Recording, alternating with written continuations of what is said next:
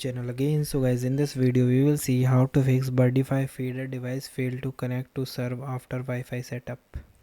So guys, to fix this, first of all verify that you 2.4 GHz Wi-Fi network. Birdfy only support 2.4 GHz Wi-Fi network and connect to the 5 GHz router or combine 2.4 GHz network mesh. So you go to your phone Wi-Fi setting and ensure your phone is connected to the 2.4 GHz network before starting the setup. If your router combine both the bands, consider temporarily disabling the 5 GHz band in your router. Then perform a hotspot diagnosis test. To determine if your home router is blocking the connection, so try a mobile hotspot test.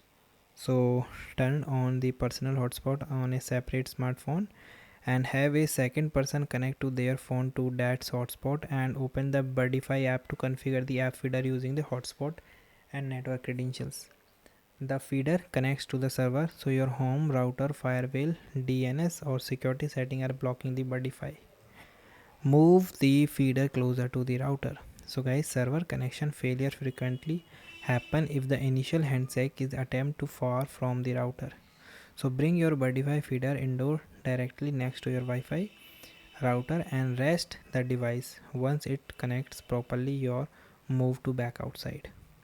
Then guys, reset your Birdfy device and router. A hard reboot resolve the temporary IP assignment or router cache hiccups. So unplug your Wi-Fi router and wait for 30 seconds and unplug it back in.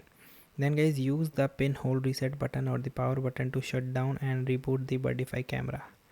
Completely close the Birdfy app on your phone and reopen it and attempt to the setup again. So guys, thank you and have a nice day.